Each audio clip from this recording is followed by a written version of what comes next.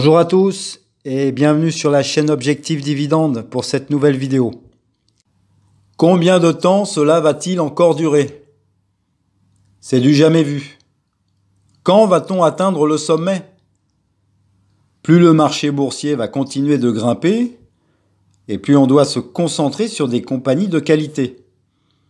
Car évidemment, en cas de grosses perturbations, on doit toujours pouvoir compter sur les compagnies dans lesquelles on a investi. Et il est préférable d'avoir des fondations solides. Car si elles ne le sont pas, la volatilité risque de tout renverser sur son passage. Mais si votre portefeuille est composé de compagnies solides, alors il devrait résister aux perturbations les plus fortes. Alors vous l'avez compris, le marché est cher et le saint graal pour un investisseur long terme, c'est d'être capable d'acheter des grandes compagnies à un prix intéressant. Et ça tombe très bien, puisque dans cette vidéo, on va s'intéresser à la compagnie Cummins, qui est un fabricant mondial de moteurs, dont la réputation n'est plus à faire. La compagnie a été fondée en 1919 et représente actuellement une capitalisation boursière de 33 milliards de dollars. Ce qui distingue Cummins, c'est avant tout sa solide réputation de fabricant de moteurs performants et extrêmement durables pour les poids lourds. Et cette réputation a conduit à une forte rentabilité pour la compagnie, qui vend ses produits dans plus de 190 pays. C'est également un solide payeur de dividendes, puisqu'elle en verse sans interruption depuis 36 ans, et qu'en plus l'action se négocie actuellement à une valorisation bien plus attrayante que de nombreuses valeurs technologiques. Elle a donc toute sa place dans notre portefeuille.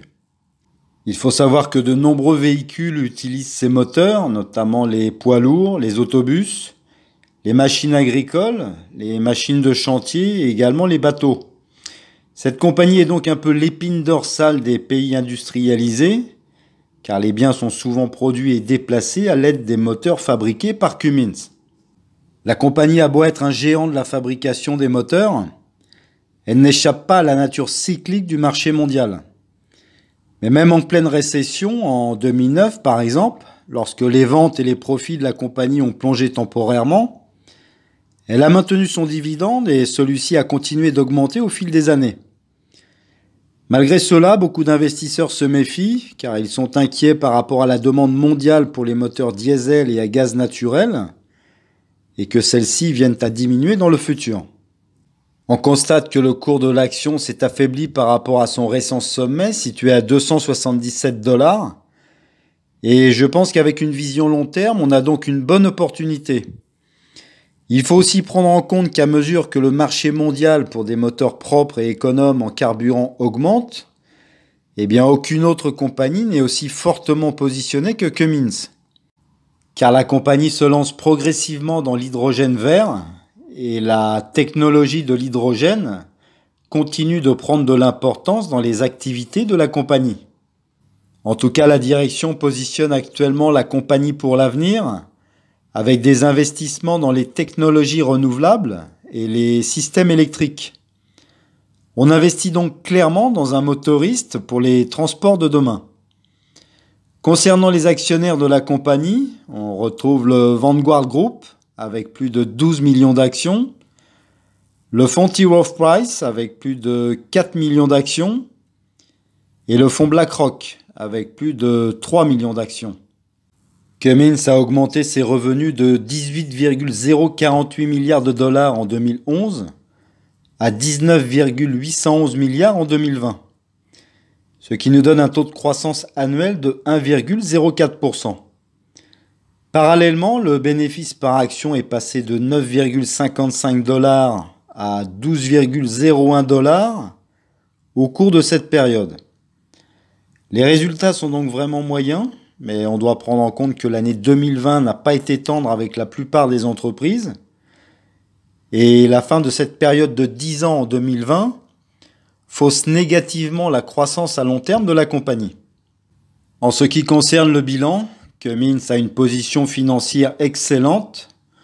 Leur ratio dette à long terme sur capitaux propres est de 0,45, tandis que le ratio de couverture des intérêts est supérieur à 24. La rentabilité est constante et solide, car au cours des 5 dernières années, la compagnie a enregistré une marge nette annuelle moyenne de 8,12% et un rendement annuel des capitaux propres de 23,29%. On a un PER à 14,38 et une capitalisation boursière de 33 milliards de dollars.